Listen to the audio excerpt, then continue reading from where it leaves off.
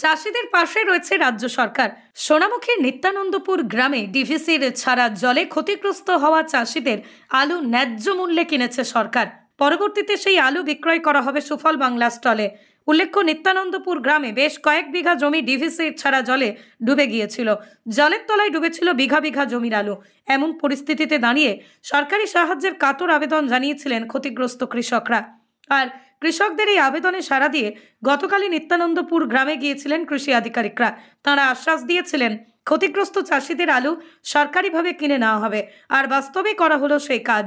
বর্তমানে আলুর বাজার মূল্য বিভিন্ন জায়গায় যেখানে মাত্র 4 টাকা 5 টাকা কেজি প্রতি, সেখানে ক্ষতিগ্রস্ত এই আলু চাষিদের আলু 10 টাকা কেজি প্রতি কিনেছে সরকার। এর ফলে চাষিরা যেমন চাষের খরচ থেকে বাঁচলেন, ঠিক সেরকমই কিছুটা লাভের মুখও দেখলেন তারা। সরকারের এই মানবিক সহযোগিতায় অত্যন্ত খুশি বলেই জানিয়েছেন চাষিরা। উপকৃত হচ্ছেন আপনারা?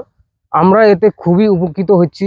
সরকারিভাবে এই আলু ক্রয় করছে। আমাদের যে ব্যবসাদারের কাছে যে আলুটা বেচতে গেলে আমরা ন্যায্য দাম পেতাম না, আমরা এই সরকারি আধিকারিকরা এসে আমাদের এই আলুটা ক্রয় করেছে। আমরা ন্যায্য দাম পেয়েছি, যাতে আমরা এই আলুটার যে খরচা হয়েছে তুলনামূলক সেটা আমরা পেয়েছি। এতে আমরা উপকৃত হয়েছি। সরকারকে কিভাবে ডুবলো? আলুটা ডুবেছে গতকাল ডিবিসি থেকে প্রচুর পরিমাণে জল ছেড়ে দিয়েছে। কেননা ধান লাগানোর জল এত পরিমাণে জল ছাড়ে না, তবে এই বছর জল ফাড়ার রেকর্ড করে দিয়েছে। এই জন্য শত নিচু এলাকা আছে, এগুলো ডুবে সব প্লাবন বয়ে গেছে, আলুর উপর দিয়ে জল বয়ে গেছে। সেই 1 হাঁটু জলের থেকে আমরা সেই ছেঁকে সেই আলুটাকে তুলে এখন ব্যবসাদারকে দেখালাম। ব্যবসাদাররা সেই আলুটা ওরা নিতে চাইছে না, বলতে ওরা মন মর্জি মতন কথা বলছে, এই দাম ওই দাম। এবার আমরা যে দামে আলুটা খরচা হয়েছে সেই দাম যদি না পাই, তাহলে তো আমরা আলু পচে যাওয়াই ভালো। বিক্রি করবো, কি লাভ হবে আমাদের? এই আলু যদি ও যে দাম বলছে, আমাদের কোনো খরচাই উঠবে না। এই আলুটাতে আমাদের কোনো প্রফিট হবে না। খরচা কি, মানে আমাদের যে টাকা খরচা সেটাই উঠবে না। সেই জন্য আমাদের এখানে যে সরকারিকরা আধিকারিকরা এসে যে এই দামে যে দাম দিয়ে গেছে, এই দামে আমি খুবই উপকৃত। হ্যাঁ, সেতে আমার মোটামুটি চাষের খরচটা আমি পেলাম। সরকারকে এই জন্য আমি খুবই রাজ্য সরকারকে আমি এর থেকে খুবই উপকৃত হয়েছি। এর জন্য তাকে আমি ধন্যবাদ জানাই। ডিভিসি না বলে জল ছাড়ার কারণে আমাদের বিঘা বিঘা জমির আলু সব জলের তলায়।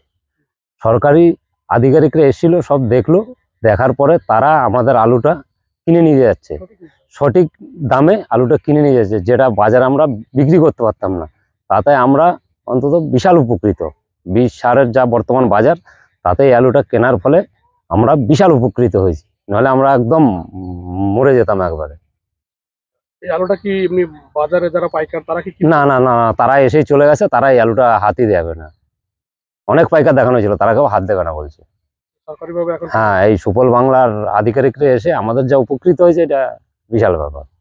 অন্যদিকে বাঁকুড়া জেলার এগ্রিকালচার মার্কেটিং এর অ্যাসিস্ট্যান্ট ডিরেক্টর উত্তম হেমব্রম বলেন, এই এলাকায় কৃষকদের বহু আলু জমি জলের তলায় চলে গিয়েছিল ডিভিসি ছাড়া জলের কারণে। আপনারা কি পদক্ষেপ নিলেন সরকারিভাবে? এটা সরকারি পদক্ষেপ ভাবে এইভাবে আমরা নিয়েছি। যখনই আমরা খবরটা পেয়েছি এডিএ বিডিও ম্যাডাম পঞ্চায়েত সমিতির কাছ থেকে, সাথে সাথে জেলা প্রশাসনের নজরে রেখে আমরা স্পটে পৌঁছেছি।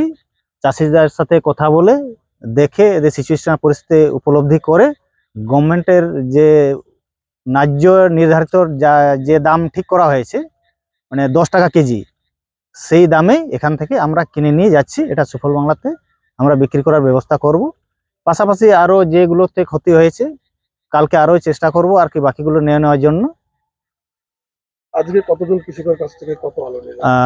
আজকে একজনের কাছ থেকে প্রায় কত প্যাকেট হবে, 40 প্যাকেটের মতো আজকে আমরা সংগ্রহ করলাম। বাকি কৃষকদের কালকে আর কি আমরা সংগ্রহ করব। এর ফলে কৃষকরা কতটা লাভবান হবে? এরপরে পুরোটাই কৃষকরা লাভবান নয় এই জন্য আর কি, এই যে হঠাৎ করে কেনেলের জল আর কি আসার ফলে এই যে হঠাৎ করে আর কি জল ঢুকে গেছে, এবারে কোথায় বিক্রি করবে কি করবে, এই জন্য পুরোটাই আর কি কৃষকরা লাভবান হবেন না। এটা কি খোলা বাজারে এই আলুটা কি বিক্রি করা সম্ভব হতো না কৃষকদের ক্ষেত্রে?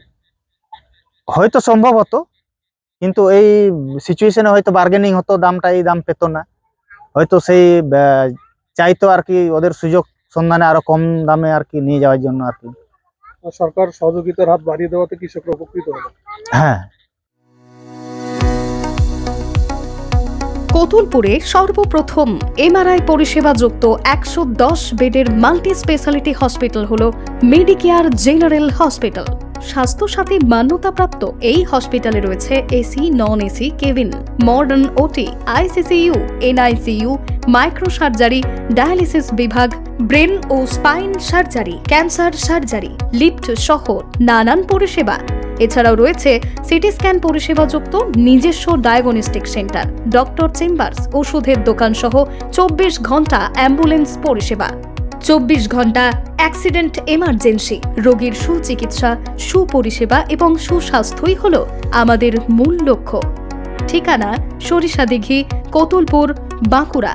যোগাযোগ নম্বর 9434216662 অথবা যোগাযোগ করুন 9732212924 এই নম্বরে।